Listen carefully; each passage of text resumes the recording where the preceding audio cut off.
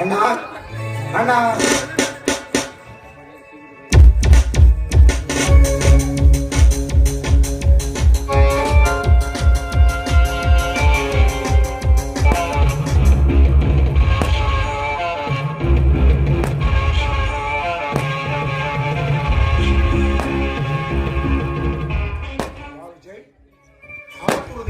ಆಗಮಿಸಿದ ವಿಷಯವೇನು?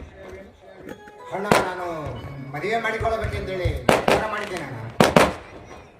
ಸಂತೋಷ, ತುಂಬಾ ಸಂತೋಷ.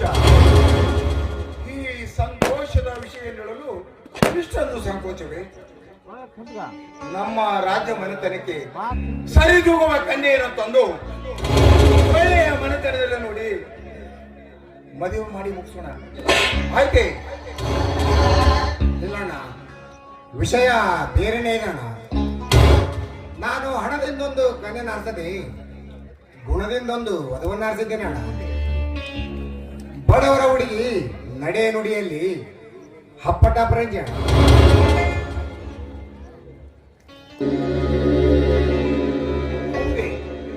ನಿನ್ನ ಮನವನ್ನು ಅಪರಿಸಿದ ಆ ಪುಷ್ಪ ಯಾವುದೆಂದು ನಾನು ತಿಳಿಯಬಹುದೇ?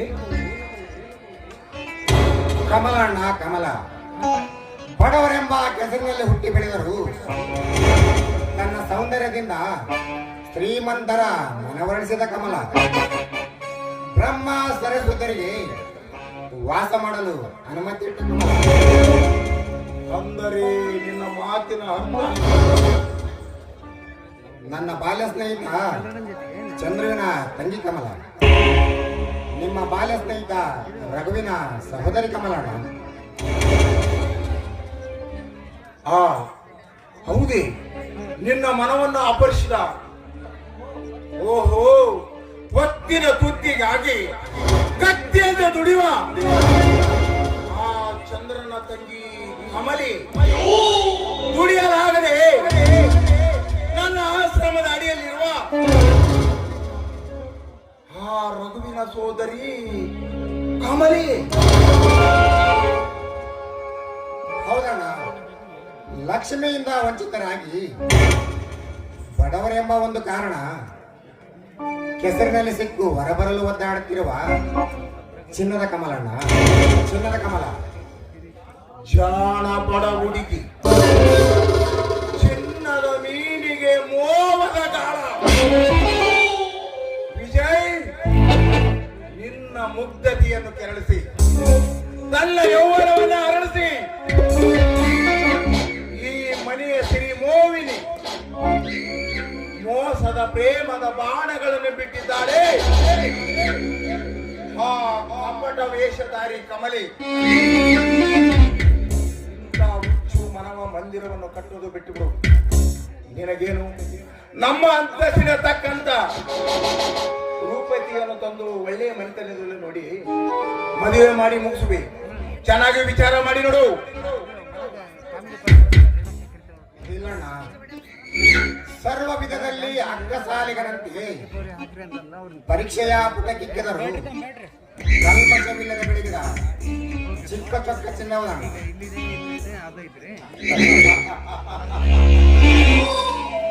ಚಿನ್ನವಂತೆ ಚಿನ್ನ ಹರಕು ಗುಡಿಸಿನಲ್ಲಿ ತುಕ್ಕ ಹಿಡಿದ್ರವ ಬಿಡ. ಚಿನ್ನವಂತೆ ಚಿನ್ನ ವಿಜಯ್, ನಿನ್ನ ಹಠವನ್ನು ಬಿಟ್ಟು ಹೂವನ್ನುವುದಾದ್ರೆ ಗಟ್ಟಿ ವಜ್ರವೇ ತೆಗೆದುಕೊಳ್ಳುವ ತಾಕತ್ತಿರುವ ನಮಗೆ ಬೇಕು. ತುಕ್ಕು ಹಿಡಿದವ ಕಬ್ಬಿಡಿದ ಸಾವಸ. ಅಣ್ಣ ಅಣ್ಣ, ನಾನು ಅವಳನ್ನು ಮನಸಾರೆ ಮೆಚ್ಚಿದ್ದೇನಣ್ಣ. ನನ್ನ ಮನದಾಗರದಲ್ಲಿ ಅಡಿಡಲು ಮಾತು ಕೊಟ್ಟಿದ್ದೇನಣ್ಣ. ಈ ಕುಬೇರ ನಗರದಲ್ಲಿ ಹಡಿಯುವ ವೇಗತೆ ಆ ಬಡ ಬಿಕಾರಿಗಳಿಗೆ ಒಂದಿಷ್ಟಕ್ಕಾದರೂ ಇದೆಯಾ? ಇರದಿರಬಹುದಣ್ಣ, ಆದರೆ ಮಾತು ಕೊಟ್ಟಾಗಿದೆ ಅಣ್ಣ. ತಪ್ಪಲ್ಲಿ ಇಷ್ಟವಿಲ್ಲ ನನಗೆ. ಕೊಟ್ಟ ಮಾತನ್ನು ನಡೆಸಿಕೊಡಲು ನೀನೇನು ರಾಜ್ಯ ಬಿಟ್ಟ ಸರ್ಕಾರಿ ಜನರನ್ನೇನು ಏನೋ ಏನೋ ಬುದ್ಧಿಮಾನನಾಗಿ ಮಾತು ಕೊಟ್ಟಿರಬಹುದು. ಅಂದ ಮಾತ್ರಕ್ಕೆ ಅವಳನ್ನೇ ಮದುವೆ ಮಾಡಿಕೊಳ್ಳಬೇಕೆಂಬ ಕಾನೂನು ಏನಾದರೂ ಅದೆಯಾ? ವಿಜಯ್, ನೀನು ನಿಜವಾಗಿ ಯೋಚನೆ ಮಾಡಿ ಹೇಳು. ನಮ್ಮ ರಾಜ್ಯ ಅಂತಸ್ತಿಗೆ ತಕ್ಕಂತೆ ನಡೆದುಕೊಳ್ಳುವ ನೈಪುಣ್ಯತೆ ಆ ದರಿದ್ರ ಕಣ್ಣಿಗೆ ಬಂದಿತ್ತೆ. ಅಂತಸ್ತು ಅಂತಸ್ತು ಅಂತಸ್ತು ಎಂದು ಅಂತಸ್ತಿನ ಶಿಖರವನ್ನೇ ಮನುಷ್ಯ ಮನುಷ್ಯರಲ್ಲಿ ಯಾವ ಅಂತಸ್ತಣ? ನೀತಿ ನಡವಳಿಕೆ ಸರಿಯಾಗಿದ್ದ ಆಯ್ತು. ಅಲ್ಲಿ ಒಮ್ಮೆ ಇಲ್ಲಿ ಒಮ್ಮೆ ಅರಿವ ಹಣದ ಅಂತಸ್ತನ್ನೇಕೆ ನೋಡಿವೆ ಅಣ್ಣ. ಗುಣವ ನೋಡೋಣ. ಗುಣ ಶಂಕದ ಹಾಗೆ ಅದನ್ನು ಬೆಂಕೋಡಾಕಿ ಅದನ್ನಷ್ಟೇ ಕಾಯಿಸಿದರು ಅದರ ಬಿಳುಪು ಬದಲಾಗದು. ಆದರೆ ಅದೇ ನಿನ್ನ ಕಾಗದದ ಹಣದ ಕಟ್ಟನ್ನು ಹಾಕಿ ನೋಡು, ಆಮೇಲೆ ಸಿಗುವುದು ನಿಮಗೆ ಬರೀ ಬೂದಿ ಮಾತ್ರ. ಅಂತ ಬೂದಿಗೆ ಮರಳಾಗಿವೆ ಅಣ್ಣ.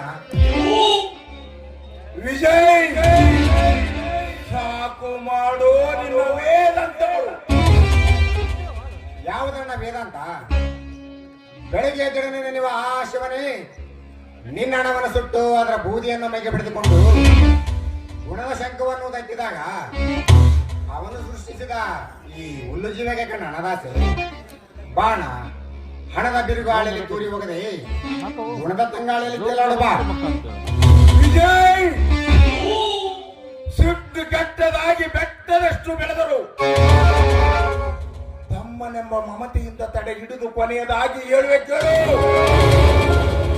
ಈ ಸಂಬಂಧ ನನಗೆ ತಿಳ ಮಾತ್ರ ಇಷ್ಟವಿಲ್ಲ. ಒಂದು ಕಾಲಕ್ಕೆ ಈ ರಾಜ್ಯವನ್ನು ಆಳಿದ ನಾವು ಯಥಾಚಿತ ಒಬ್ಬ ಬಡ ಬಿಕಾರಿಯೊಂದಿಗೆ ಬೀಗತನ ಮಾಡಿ ಈ ಸಮಾಜದ ನಗು ಪಾಟಲಿಗೆ ಈಡಾಗುವುದು ನಾನು ಇಚ್ಛಿಸುವುದಿಲ್ಲ. ನಿನ್ನ ಹಠವನ್ನು ಬಿಟ್ಟು ನೀವು ಉಣ್ಣುವುದಾದರೆ ಕಮಲೆಯ ಸೌಂದರ್ಯದ 1000 ಪಟ್ಟು ಕನ್ನೆಯರನ್ನು ತಂದು ಒಳ್ಳೆಯ ಮನೆತನದಲ್ಲಿ ನೋಡಿ ನಿನ್ನ ಮದುವೆ ಮಾಡಿ ಮುಗಿಸು. ಚೆನ್ನಾಗಿ ವಿಚಾರ ಮಾಡಿ ನೋಡು.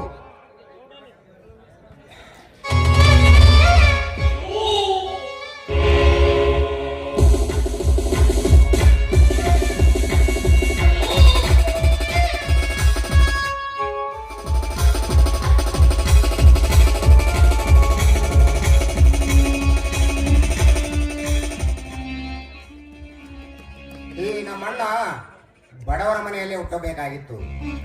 ಸ್ವಲ್ಪವಾದರೂ ಮಾನವೀಯತೆ ಎಂಬುದಿರ್ತಿತ್ತು. ಆದರೆ ರಾಜಮನೆತನದಲ್ಲಿ ಹುಟ್ಟಿ ಅಂತಸ್ತಿನ ಹುಚ್ಚು ಅತಿ ಹೆಚ್ಚಾಗಿದೆ. ಇರಲಿ, ಈ ಸಮಯದಲ್ಲಿ ಹೆಚ್ಚಿಗೆ ಮಾತಾಡಿ ಘರ್ಷಣೆಗೆ ಅವಕಾಶ ಮಾಡಿಕೊಡುವುದು ಬೇಡ. ಸಮಯ ನೋಡಿ ಇನ್ನೊಮ್ಮೆ ಮಾತನಾಡಿದ್ರಾಯ್ತು. ಹಣ ಹಣ ಹಣ ಹಾಗಲ್ಲಣ್ಣ, ನೀನು ಹೇಳಿದ್ದನ್ನು ನಾನು ವಿಚಾರಿಸುತ್ತೇನೆ. ನಾನು ಹೇಳಿದ್ದನ್ನು ನೀನು ಸ್ವಲ್ಪ ವಿಚಾರಿಸಿ ನೋಡೋಣ. ನಾನಿನ್ನು ಬರ್ತೀನಣ್ಣ.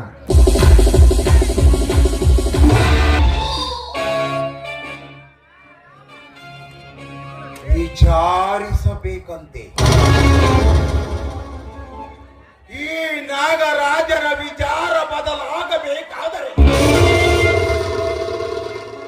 ಸೂರ್ಯ ತನ್ನ ಹುಟ್ಟಿನ ದಿಕ್ಕನ್ನು ಬದಲಾಯಿಸಬೇಕು.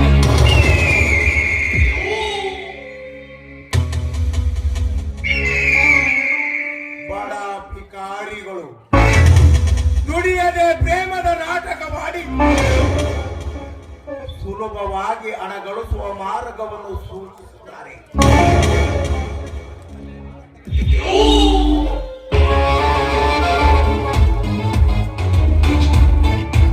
ಬಾಲಕನ ಕೈಯಲ್ಲಿ ರೊಟ್ಟಿಗೆ ಸೃಷ್ಟಿಸಿದ ಕಾಗೆ ಸತ್ತರೆ ಇರುತ್ತದೆ.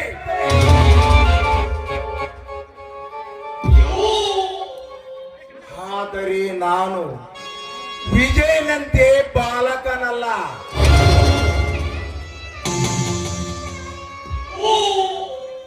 ಕಾಗೆ ರೊಟ್ಟಿಗಾಗಿ ಸಟ್ಟನೆ ಆಗುವ ಮೊದಲು ಗಟ್ಟಿಯ ಮಾಂಸದ ತುಣಕರಿಸುವ